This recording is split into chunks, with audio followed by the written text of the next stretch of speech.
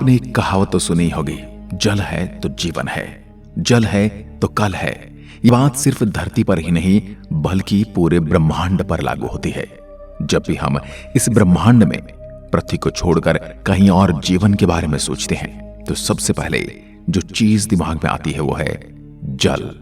कुछ लोग ये भी कहेंगे कि ऑक्सीजन क्यों नहीं, क्योंकि पेड़ पौधे कार्बन डाइऑक्साइड में सांस लेते हैं। समुद्री जीव खुली हवा में सांस नहीं ले सकते, परंतु सभी के जीवन के लिए एक चीज बहुत जरूरी है, चाहे वह पेड़ पौधे हों, जमीन पर रहने वाले जीव या समुद्र की गहराई में रहने वाले जीव जंतु, और वो है जल। पेड़ पौधों, जानवरों सभी को जल चाहिए जिंदा रहने के लिए, और वो भी एक निश्चित तापमान पर। लगभग सभी को पानी तरल अवस्था में चाहिए। कुछ जीव वाष्पित जल का भी उपयोग करते हैं, पर वो बहुत ही छोटे जीव होते हैं, कीट पतंगे और जीवाणु या फिर आप कीटाणु कह सकते हैं। और कुछ को पानी ठोस अवस्था में भी चाहिए होता है, लेकिन पानी सभी को चाहिए। तो इसलिए जब भी जीवन की बात होती है तो सबसे पहले हम किसी भी ग्रह या उपग्रह पर जल ढूंढते हैं। इसी तलाश में वैज्ञानिकों को हमारे सौरमंडल में कुछ जगहों पर जल मिलने की संभावनाओं को ध्यान में रखते हुए अपनी आगे की जीवन की तलाश को कुछ ग्रहों, उपग्रहों पर केंद्रित कर दिया है। आज हम उन्हीं जगहों के बारे में बात करेंगे जहां जल तो है पर जीवन की तलाश अभी जारी है। सबसे पहले जानते हैं बृहस्पति ग्रह का चंद्रमा यूरोपा। हालिया खोज के बाद खगोलीय जीव वैज्ञानिकों का यह मानना है कि हमारे सौरमंडल के तमाम ग्रहों के चंद्रमाओं में जीवन होने की संभावना ज्यादा है ग्रहों की अपेक्षा। और अब इस संभावना को और ज्यादा तलाशने के लिए कई अंतरिक्ष अभियानों की योजना पर काम चल रहा है। धरती के करीबी ग्रहों से इतर जो दूर के ग्रह हैं उनके चंद्रमा पर पानी होने के संकेत मिले हैं। जैसे कि बृहस्पति ग्रह के चंद्रमा यूरोपा के बारे में माना जाता है कि उस पर धरती के सारे समुद्र में मौजूद पानी से भी ज्यादा पानी है। इस पानी और इसमें मौजूद जीवन की अंतरिक्ष के रेडिएशन और उल्का पिंडों से हिफाजत के लिए कई किलोमीटर मोटी बर्फ की परत है। इसी तरह शनि ग्रह के चंद्रमा एनसेलाड से उठती पानी की फुहारों से ऐसा लगता है कि उनके भीतर पानी का तापमान इतना गर्म होगा कि उस पर तरल समुद्र मौजूद हो, जिन्हें सूरज से नहीं बल्कि उनके अंदरूनी ऊर्जा और रेडिएशन से गर्मी मिलती हो। और उन्हें यह ताकत उन ग्रहों से मिलती है जिनके ये चंद्रमा चक्कर लगाते हैं। अब कई ग्रहों के चंद्रमा जैसे यूरोपा, कैलिस्टो, गैनीमेड और एनसेलाड्स पर पानी होने के सबूत मिल चुके हैं। इस साल जून में प्रकाशित हुई एक रिपोर्ट के मुताबिक एनसेलाड्स पर पिछले 1 अरब साल से समुद्र मौजूद है। इतने समय में जिंदगी की शुरुआत हो जाती है। समुद्री सतह के भीतर गर्म पानी माना जाता है कि समंदर नमकीन है, जिनमें सोडियम क्लोराइड पाया जाता है, जैसे कि हमारी पृथ्वी के समुद्रों का पानी है। इससे भी इन चंद्रमाओं पर पानी होने की संभावनाएं बढ़ जाती हैं। वैज्ञानिक इस बात की भी संभावना जताते हैं कि समुद्र में मौजूद तरल पानी और उसकी गहराई में मौजूद चट्टानों के संपर्क से कई केमिकल रिएक्शन हुए होंगे, जिसकी वजह से जीवन की उत्पत्ति के लिए ऐसा होना जरूरी होता होगा।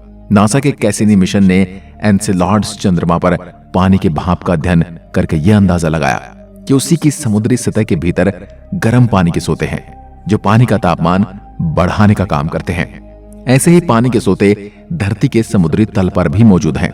वहां पर धरती के भीतर से निकलने वाला गर्म लावा नमकीन पानी से मिलकर केमिकल रिएक्शन करता है। वैज्ञानिकों का मानना है कि इसी केमिकल रिएक्शन से धरती पर जीवन की उत्पत्ति होती है।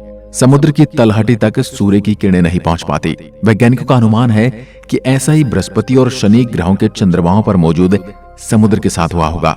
लेकिन इसका यह मतलब नहीं है कि वहां जीवन की कोई संभावना नहीं है, क्योंकि धरती पर तो समुद्र की तलहटी में जिंदगी की पौध लहरा रही है। करीब 20 साल पहले आई बीबीसी की documentary natural history of an alien में दिखाया गया था कि यूरोपा के गहरे समुद्र की सतह पर जिंदगी लबरेज हो सकती है। वैज्ञानिकों की एक टीम का कहना था किसी भी ग्रह पर जीवन की फूड चेन के लिए बैक्टीरिया जरूरी होते हैं, जो केमोसिंथेसिस नाम की रासायनिक प्रक्रिया से समुद्र के भीतर मौजूद गर्म सोतों से ऊर्जा लेते हैं और लंबी ट्यूब जैसी संरचनाएं बनाते हैं जो समुद्र की सतह तक जाती है। फिर समुद्र में रहने वाले दूसरे जीव जैसे मछलियां इन लंबी ट्यूब को खाती हैं।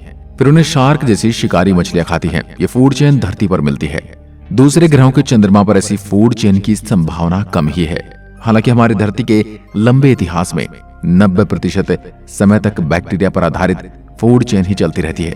हार्वर्ड यूनिवर्सिटी के प्रोफेसर एंड्रयू नॉल कहते हैं कि यूरोपा या एनसेलाड्स पर जीवन होगा भी तो कीटाणुओं जैसे जीवों की शक्ल में होगा, वो कोई बहुत बड़े जीव नहीं होंगे। हार्वर्ड यूनिवर्सिटी और ऑरिजिन्स ऑफ लाइफ इनिशिएटिव के निर्देशक प्रोफेसर दिमितिर सोसेलेव कहते हैं कि इन कीटाणुओं पर आधारित छोटे इकोसिस्टम होने की संभावना है। प्रोफेसर सोसेलेव कहते हैं कि अटकलें लगाना मजेदार है। मेरा मानना है कि अंतरिक्ष में जीवन की उत्पत्ति की काफी संभावनाएं हैं। बहुकोशिकीय जीव दूसरे ग्रहों पर जरूर पनप रहे हैं और दूसरे जीवों को खाकर अपना पेट भरते होंगे। टाइटन पर भी हैं नदियां और समुद्र। इंसान एक और ग्रह के चंद्रमा पर जाने की तैयारी कर रहा है। यह है शनि ग्रह का टाइटन चंद्रमा। धरती से दूर टाइटन इकलौता खगोलीय पिंड है जहां द्रव सतह पर मौजूद है। नासा के कैसिनी मिशन पर मौजूद ह्यूजेंस प्रोब टाइटन पर 2005 में उतरा था। ह्यूजेंस ने टाइटन की जो तस्वीरें भेजी थी उनमें धरती जैसा ही मंजर दिखाई दिया था। नदियां थी और समंदर थे, लेकिन टाइटन पर पानी के बजाय जो बादल, बारिश और समुद्र हैं वो मीथेन और इथेन गैस के हैं। यह हमारी पृथ्वी पर मिलने वाली कुदरती गैस के अवयव हैं। जो पानी टाइटन ग्रह पर मौजूद है वो उसकी चट्टानों और पहाड़ों में पायबस्त है, क्योंकि टाइटन की सतह पर तापमान -180 डिग्री सेल्सियस है। इसका मतलब ये हुआ कि ऊपरी तौर पर तो टाइटन हमारी धरती जैसा ही है, लेकिन इसका माहौल हमारे ग्रह से बिल्कुल अलग है। अगर वहां पर जीवन मौजूद है तो वो मीथेन पर निर्भर होगा, न कि पानी पर। और शायद वहां असली एलियन रहते हों। इस बात की काफी हद तक संभावना है कि टाइटन पर जीवन मौजूद हो, लेकिन वो हमारी धरती से बिल्कुल अलग तरह का होगा। नासा का टाइटन मिशन धरती पर जिंदगी कोशिकाओं से पनपी। इसकी दीवार फास्फोलिपिड से बनी होती है, जिसका सिरा फास्फोरस ऑक्सीजन का होता है और निचला हिस्सा कार्बन चैन का होता है। अगर किसी और ग्रह पर मीथेन आधारित जीवन है तो हमारी धरती पर पाई जाने वाली कोशिकाओं से अलग होगा। कॉर्नेल यूनिवर्सिटी की एक टीम ने प्रयोगशाला में नाइट्रोजन, कार्बन और हाइड्रोजन की मदद से कोशिकाएं बनाने में कामयाबी हासिल की थी। टाइटन पर ऐसी कोशिकाओं के होने की संभावना जताई जा रही है। 2015 में इस प्रयोग के बाद से ही नासा के वैज्ञानिकों ने टाइटन के वातावरण में विनाइल साइनाइड नाम के केमिकल की मौजूदगी की पुष्टि की थी। इससे कोशिकाओं की दीवारें बन सकती हैं, यानी सैद्धांतिक तौर पर टाइटन पर वो सारे अवयव मौजूद हैं जिनकी बुनियाद पर वहां जीवन की उत्पत्ति हो सकती है। नासा 2026 में टाइटन के लिए ड्रैगन फ्लाई मिशन भेजने पर काम कर रहा है, जिससे ड्रोन जैसी यान टाइटन पर उतरेंगे। ड्रैगन फ्लाई मिशन 2034 तक वहां पहुंचेगा। टाइटन के उत्तरी समुद्र कॉनिन मेर के समुद्र के लिए नासा एक पनडुब्बी भेजने पर भी विचार कर रहा है। आज की वीडियो में बस इतना ही। अगर आपको ये वीडियो पसंद आई तो लाइक कीजिए और ऐसी वीडियो देखने के लिए हमारे चैनल को सब्सक्राइब जरूर करें। धन्यवाद।